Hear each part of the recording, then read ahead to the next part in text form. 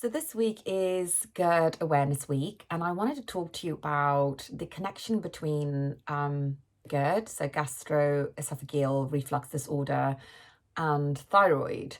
So a lot of people with an underactive thyroid and Hashimoto's may well experience symptoms of reflux, indigestion, heartburn, and it might sit within that sort of GERD box.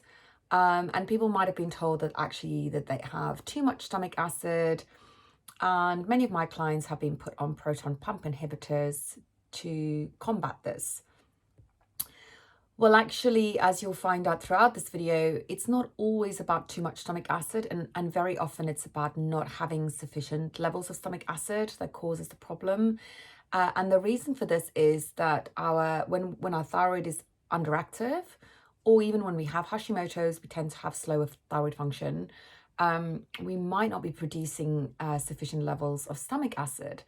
So we know that the gastrointestinal motility or function is regulated to some extent by the endocrine function and also the autonomic nervous system and the enteric nervous system. So we know that with not having enough thyroid not having optimal thyroid function, it directly impacts our motility, our transit time, how long it takes for the food to make it through into our stool, stomach acid, and also migrating motor complexes. And we tend to see that represented in the category of people who struggle with both an underactive thyroid or Hashimoto's and SIBO, small intestinal bacterial overgrowth.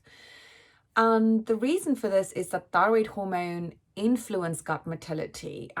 It modulates the enteric nervous system and alters the smooth muscle function. So when we don't have optimal thyroid function, what happens is that we just have lower levels of stomach acid that's being produced. We have much slower transit time. We have slower motility. We have slower digestion. Our migrating motor complexes work slower. And there is a lot of scientific evidence that's looked in both animals and humans to prove this point.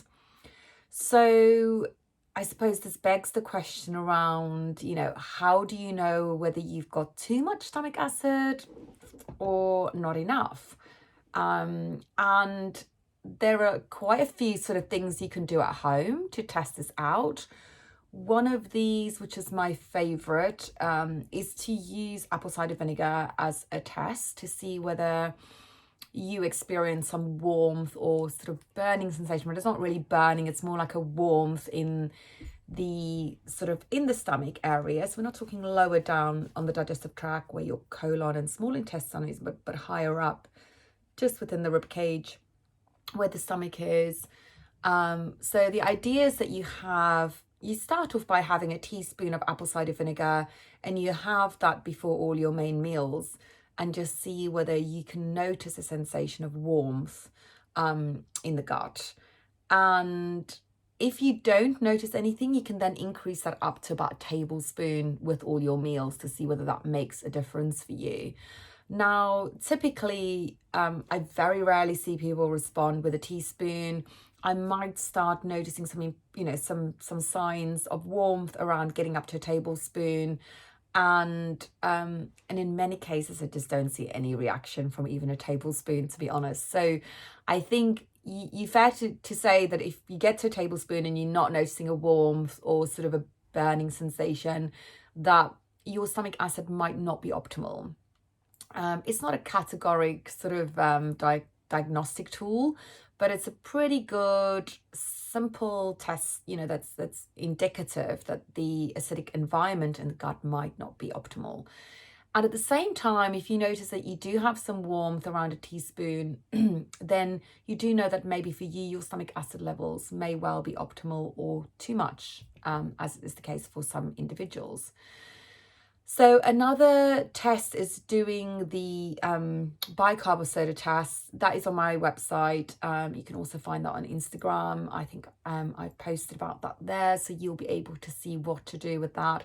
But it's, again, just a simple test to see how long it takes for you to burp. and that gives you some kind of indication on whether your stomach acid levels are optimal.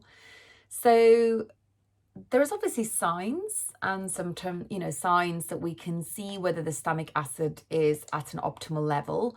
And I think this is sometimes where things can become quite confusing, because what we would typically class as a symptom of excess stomach acid might come across as something as low stomach acid. So you will find that you might have a sensation of indigestion or heartburn or flatulence or wind just after eating a meal.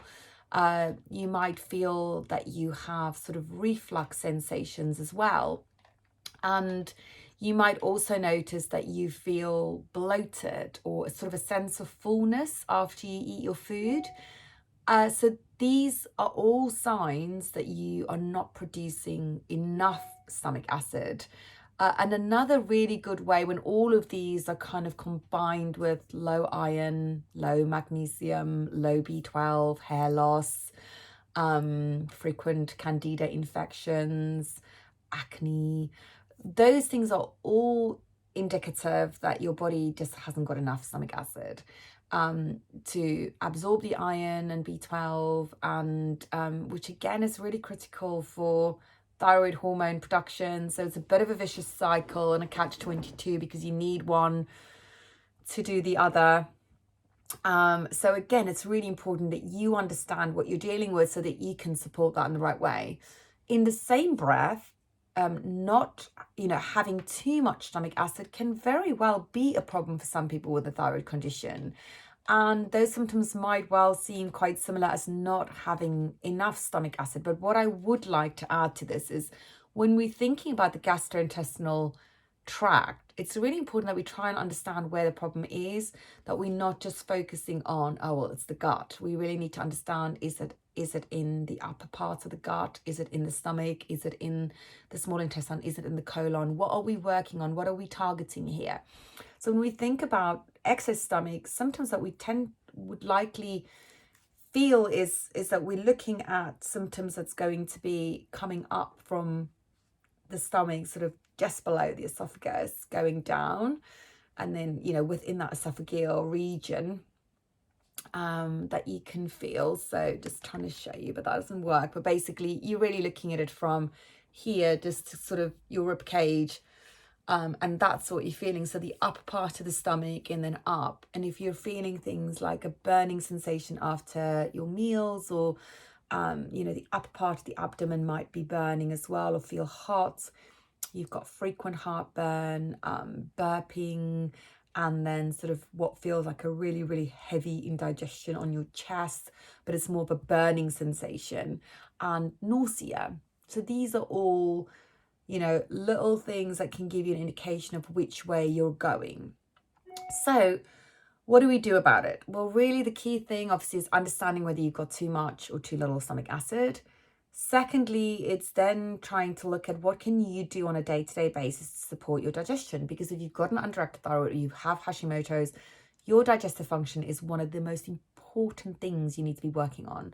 I think getting help to do this is, in my opinion, really, really important, because you've got someone who's going to look at this in the right way and help you to address this. But if you just want to do some simple things at home, I would really encourage you to pay close attention to the digestive function.